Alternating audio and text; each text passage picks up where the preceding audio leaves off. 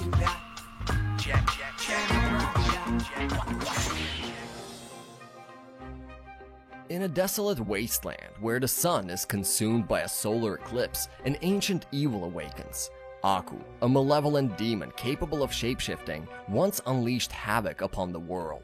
Nearby, a Japanese emperor shares the tale of his fateful encounter with his son. Despite his valiant efforts, the emperor was powerless against Aku's might. Yet, determined, he embarked on a treacherous journey to the mountain's peak where the three monks resided. Recognizing the gravity of the situation, they forged the sacred sword. Armed with this enchanted blade, the emperor confronted Aku and emerged victorious, imprisoning the demon within the very wasteland he created. As his people rebuilt their shattered world, they held on to the belief that Aku's darkness would never return.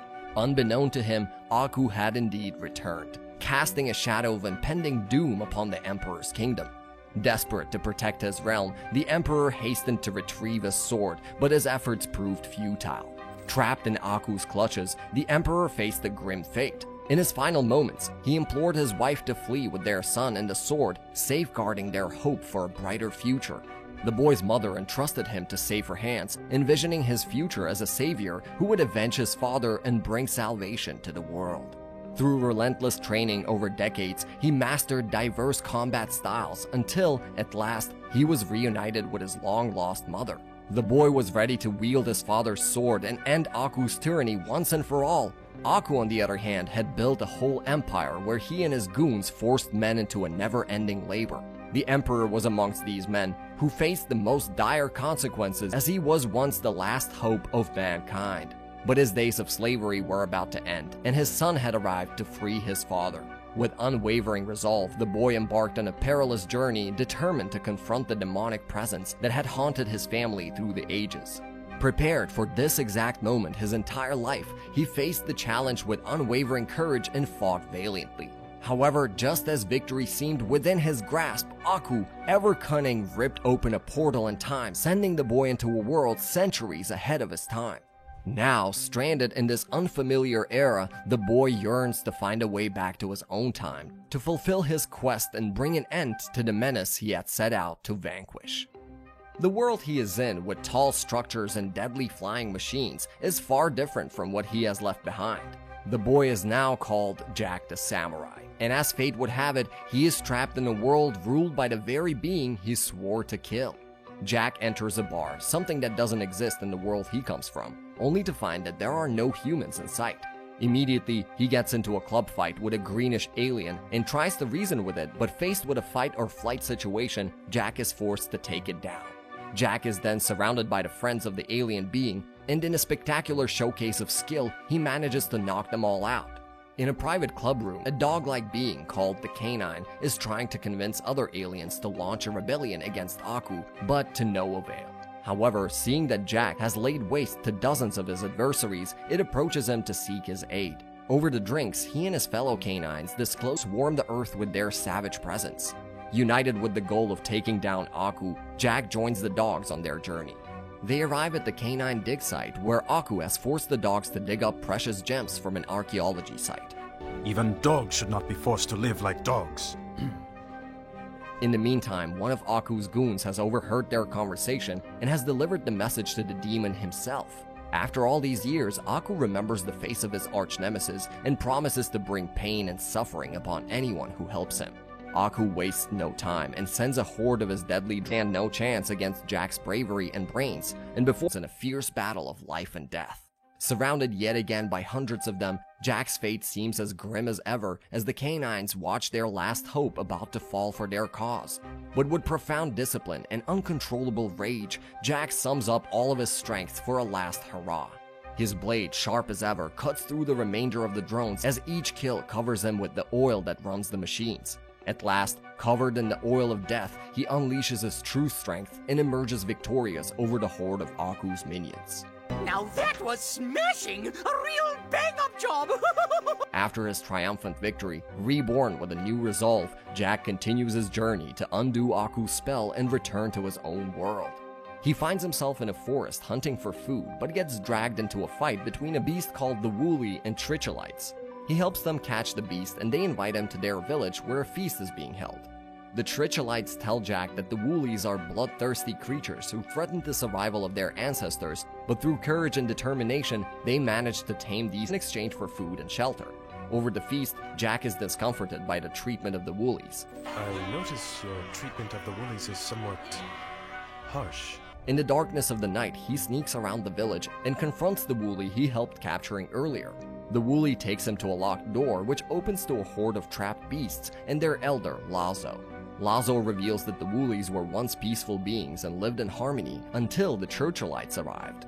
Woolies tried to defend themselves, but Churchillites used the magical orb to enslave their kind to their service. The wise elder implores him to aid in liberating their people from the clutches of their grim existence. Unfazed by the daunting task ahead, Jack fearlessly engages in a battle against the Tricholites, fighting side by side with the Woolies. Through unwavering determination, he manages to shatter the orb that has enslaved the gentle creatures for centuries. With their land wrecked where a magical place awaits him. As Jack ventures through yet another forest, an unseen threat suddenly descends upon him, forcing him into a desperate struggle for survival. In the midst of this harrowing encounter, he stumbles upon a group of humans, encountering them for the very first time. Unbeknownst to him, these humans are diligently constructing an escape pod to evade the clutches of Aku's tyranny. Though he manages to save them from immediate peril, their chances of escape dwindle as Jack and the humans strive to make the most of their remaining moments and provide him with a specialized spacesuit to aid him in the upcoming battle. However, upon learning about Jack's mission, they devise a new plan to assist him in returning to his own time. Before Aku's forces can surround the camp, the scientists and Jack escape to space where they get attacked by space guards. Jack is sent out to fight these guards, and he must return to the space pod before the time warp if he intends to reach his home. Jack fights bravely against a wave of monsters and returns to the pod in time. However, as fate has it, he has one last adversary to face, a giant monster that aims to shoot down the escape pod with a strong laser beam. Seeing the gravity of the situation, Jack leaves the pod again to take it down, being well aware that he will never be able to return. In a heroic fashion, he manages to deflect the laser. However, his valiant act comes at a cost. As the pod hurtles away into the vastness of space, Jack finds himself marooned, free-falling back towards Earth, clinging to the hope of discovering another way home. On his journey, Jack stumbles upon Arabian land and visits a fortune teller's quarters after noticing the symbols on his door. After seeing the ancient Woolie's scroll in Jack's possession, the fortune teller takes him to the light of eternity. The light shows him a jewel that he must seek to return to his world. However, only those with a pure heart must approach it, or they will face its wrath. Suddenly, he gets ambushed by Aku's minions, and a green-skinned warrior woman wielding a black sword arrives to his rescue. The two fight their way out of the market and set up a campfire to rest for the night, where the woman tells the story of her father who was trapped by Aku. She seeks a jewel that has the power to free her father, the same jewel that Jack saw in the vision. United by a common goal, Jack and her form a formidable team in search of the magical jewel. Enduring scorching heat, sandstorms, and desert creatures, their journey strengthens their bond over several nights. Finally, they stumble upon a mirage, where the jewel reveals itself and Jack humbly requests to harness its powers. As the jewel tests their purity, a six-armed giant appears, sensing something amiss. Jack refuses to fight, but the woman confidently leaps into the battle. Surprisingly, she defeats the giant and steals the jewel. However, disaster strikes as she breaks it, revealing herself as Aku, the shapeshifter. Aku has destroyed Jack's only hope of escape, forcing him to find another way back home. Enraged, Jack approaches to fight, but Aku flees, claiming they will battle some other day. A Viking recounts a doomed Zeeg where his army was annihilated by archers atop a mysterious watchtower. What does the tower hold that would make you sacrifice a whole army? The tower is said to house the legendary Well of King Osric, granting one wish to those who approach it. Intrigued, Jack sets out to see the tower for himself and discovers that the Viking's tale was true. Jack tries to close in, but gets swarmed by the archers atop the tower. Unable to make any progress, Jack observes that there are merely 3 archers who have no vision and only react to sound. Recalling his training with the monks, he returns to the field blindfolded. Guided by his heightened sense of sound, he deftly maneuvers, effortlessly dodging the arrows until he reaches the tower's entrance. To his surprise, the archers are revealed to be cursed men, grateful for their liberation. As Jack prepares to make a wish at the well, the three men caution him about its treacherous nature. They disclose the damning truth. They themselves were victims of the well's curse, and every wish it grants comes at a steep price. Refusing to succumb to the well's deceit, Jack resolves to destroy it instead. With his wish uttered, he walks away, determined to find an alternative path back home, freeing the world from the well's deceptive allure and the burdensome consequences it carries. Jack seeks solace within the walls of a pub, only to discover that Aku has placed an exorbitant bounty on his head. With every step he takes, Jack is confronted by relentless adversaries, each hoping to claim the coveted price. The ceaseless cycle of battles begins to wear on Jack, and frustration courses through his veins. In a fit of rage, he hurls his broken footwear at a poster bearing his likeness. To his astonishment, the poster springs to life, birthing an evil doppelganger, a dark reflection of himself, twisted by malevolence and malice. What sorcery is this? Who are you? Don't be such a fool! I'm you! If you are me, then who am I? Oh, you are you also! The clash between the two rages on, each blow echoing the turmoil within his soul. Despite his best efforts, Jack's disciplined nature falters in the face of the never-ending rage that consumes him. The battle becomes a grueling stalemate, draining his strength and resolve. In a moment of introspection, Jack gathers his thoughts and recognizes that his own rage gave rise to his evil counterpart. With a serene mindset and restored discipline, Jack regains control, causing his malevolent twin to vanish. In the end, the entire ordeal was merely a manipulative mind game orchestrated by Aku to break Jack's spirits. In a pub filled with curious onlookers, a sailor spins a tale of an enigmatic city hidden beneath the ocean's surface, rumored to possess a wondrous time machine. Intrigued by the story, Jack sets sail in search of this submerged marvel. But his journey takes a dangerous turn as he is engulfed by the relentless high tides. Just as hope seems lost, a mysterious ocean creature emerges to rescue him from a watery fate. Grateful for his newfound savior, Jack finds himself transported to the very city he sought, a mesmerizing metropolis nestled beneath the waves. Within its depths, he encounters a peculiar populace of green-skinned beings. Don't be afraid, little one. We won't hurt you. Immersed in the warmth of the underwater city's friendly inhabitants, Jack is welcomed with open arms and treated to a grand feast. The green-skinned creatures disclose their heartbreaking tale. They were once inhabitants of the land until Aku mercilessly banished them to the depths of the ocean. Jack shares his own encounters with Aku, forging a connection with them. The creatures guide Jack to the long-awaited time machine. However, to his dismay, the machine proves to be a treacherous trap set by the very beings who brought him here. Driven by their desperate desire for freedom, they had struck a pact with Aku only to have him betray them. The revelation sparks an eruption of fury and retaliation, igniting an all-out war. In the midst of this chaotic battle, the creatures realize their mistake and rescue Jack. Jack convinces them to stand against Aku, and with the power of his magical sword, he wounds Aku, forcing him to retreat. After the creatures return to the land, they apologize to Jack, and he forgives them by saying, Even a good heart can be tainted in the hands of Aku. Venturing through the breezing wetland, Jack is drawn to a mysterious voice beckoning him from a desolate no-man's land. The imposing shadow of a towering mountain looms over the grim landscape, compelling Jack to ascend its treacherous slopes in search of the source of the voice. As he enters the mountain's depths, Jack encounters a series of cunning traps designed to ensnare the unwary. With nimble dexterity and unwavering caution, he skillfully navigates these perilous obstacles, steadily progressing toward the heart of the mountain. There, standing before him, is an imposing and seemingly hostile figure, a colossal golem. Welcome to your doom. Jack has no interest in battling the monstrous creature, rendering his goal utterly futile. He discloses his past as a former ruler of a prosperous kingdom encompassing the mountain. The kingdom's prosperity abruptly ended when a malevolent monster emerged from the shadows, wreaking havoc and annihilating everything. Trapped within the mountains, he manipulated the terrain over eons to deter all but the mightiest warriors. His only chance to enter Valhalla, the sacred resting place of warriors, hinged on confronting a formidable opponent and meeting his end in combat. My fate is at your mercy. Jack confronts the monstrous foe in a solemn duel, ultimately bringing an end to his torment. As the evil's curse shatters, the man is restored to his human state. Shortly thereafter, he gracefully embraces the passage of time, succumbing peacefully, having attained the long-desired serenity. At that moment, the Valkyries of Valhalla descend, bearing witness to his valor, and whisk him away to the realm of warriors, fulfilling his lifelong aspiration. Pressing on with his journey, Jack encounters a seemingly endless rope bridge stretching out for miles ahead.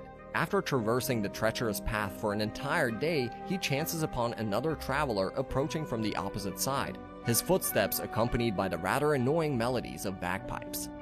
By the look on your face, I can tell you like the pipes, wee laddie. Locked in a feud born out of the bridge's narrow passage, tension escalates between the two travelers as the realization dawns that only one can proceed at a time. The bagpipe-playing man provokes Jack, issuing a challenge that ignites their conflict.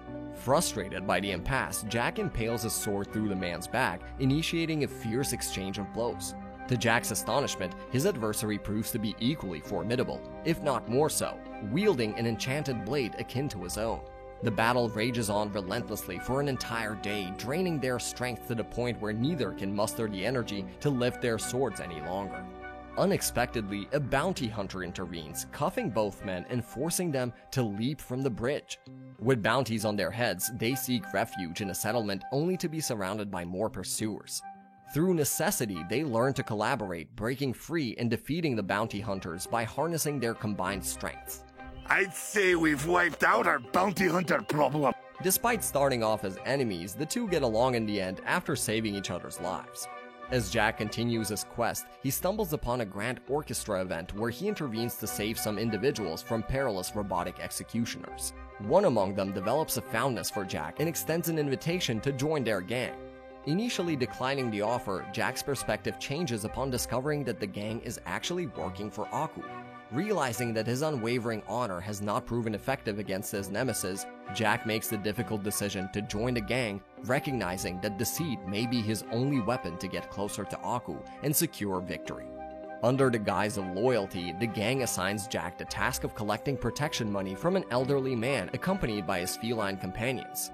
While the gang believes Jack has completed the mission and earned their trust, he cunningly allows the man and his cats to escape, preserving their freedom. Now ingrained in the gang, Jack faces his next assignment, capturing the legendary Neptune Jewel, a precious gem capable of granting dominion over the world's waters. Protected by the spirits of earth, wind, and fire, Aku's minions have been tasked with obtaining it, as Aku himself cannot approach it directly. With careful planning and skill, Jack successfully steals the Neptune Jewel from the guarded spirits, much to Aku's astonishment when the gang presents it to him. Aku questions how they acquired such a prized possession. Seizing the opportunity, Jack reveals himself and launches an attack on Aku, once again gaining the upper hand. However, just as he is about to deliver the decisive blow, the gang intervenes, mistakenly believing that they are saving Jack from imminent demise. Their actions result in Jack being knocked unconscious, leaving his fate uncertain. We saved your life. During his travels, Jack gains popularity among the children, much to Aku's dismay. Determined to win them over, Aku gathers all the children in one place and tells them stories. First, he narrates a tale of a heroic warrior who saves Earth from a world-devouring threat, and the hero happens to be none other than himself. However, the children remain unimpressed and fail to applaud. Undeterred, Aku tells a simpler story about a little girl in a red hood who valiantly defends her sick grandmother from a wolf, using laser-beaming eyes and combat prowess. Yet again, the reluctantly tells a tale of 3 bears living happily, only to be invaded by a wicked samurai who devours their porridge and destroys their home while they are away. Continues to fabricate stories where Jack is the villain, but the children persist in questioning his narratives. Defeated, Aku leaves as he realizes he cannot win over the children. Once Aku departs, the children begin crafting their own stories, depicting Jack as the valiant hero who defeats Aku and saves the world from his wickedness. Although Jack is still far from his ultimate goal, his bravery and kindness have inspired hope throughout the world, making him the last beacon of redemption. And this concludes the Season 1 of the legendary series Samurai Jack. A good old epic tale of a hero with awesome fights and beautiful visuals. Let us know in the comments which moment is your favorite in the series, and to see recaps of amazing cartoons like this and much more, subscribe to Cartoon Mania and hit that bell icon to never miss an upload. We'll see you in the next one. Peace!